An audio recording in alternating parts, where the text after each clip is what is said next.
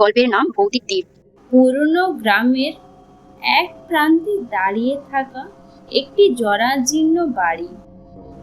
বাড়িটির এক কোণে ধুলো জমা একটি কাঠের তাকের উপর বিশ্রাম নিচ্ছিল একটা প্রাচীন তেলের প্রদীপ। অদ্ভুত সেই দ্বীপ শতাব্দী পার হলেও যেন হারায় না তার রহস্য। রাত গভীর হলে নিঃশব্দ চারিপাশে হঠাৎ দ্বীপটি নিজের থেকেই জ্বলে ওঠে।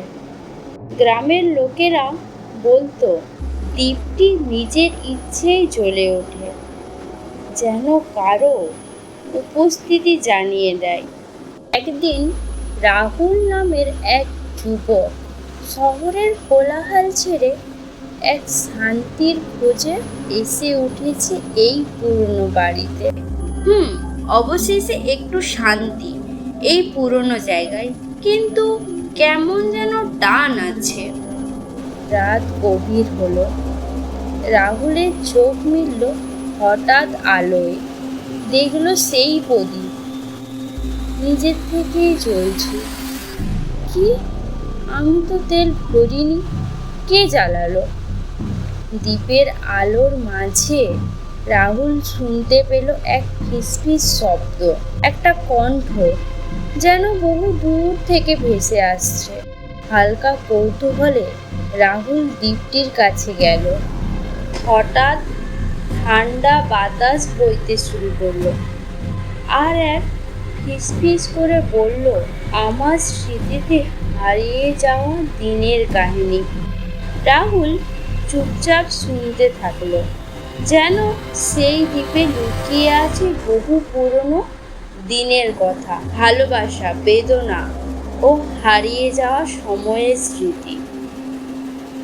পরের দিন সকালে দ্বীপটি নেমে গেল, কিন্তু রাহুলের মনে আজও সেই ঠান্ডা বাতাস, সেই ফিসফিস শব্দ আর দ্বীপের মৃদু আলোতে হারিয়ে যাওয়া দিনের গল্পগুলি অমর হয়ে আছে। সে রাতে রাহুল বুঝতে পারল দ্বীপটি শুধু এক সাধারণ আলো নয়, বরং সেই বাড়ির প্রাক্তন মালিকের আত্মার এক ঝলক ছিল।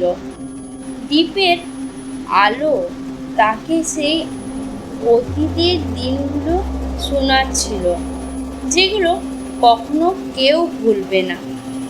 এরপর বহু বছর কেটে যায়, কিন্তু রাহুলের মনে এখনো বাজে সেই ফিসফিস শব্দ, সেই আলো, সেই হারিয়ে যাওয়া কাহিনীর ছায়া। আমি জানি তুমি কোথাও হারাওনি, তুমি আলোয়, গল্পে আর স্মৃতিতে বেঁচে আছো। আপনি যদি প্রথমবার এই চ্যানেলে এসে থাকেন তাহলে সাবস্ক্রাইব করতে ভুলবেন না। এরকম আরও নতুন ভিডিও পেতে সাবস্ক্রাইব করুন। ভালো লাগলে লাইক, কমেন্ট আর শেয়ার করতে ভুলবেন না।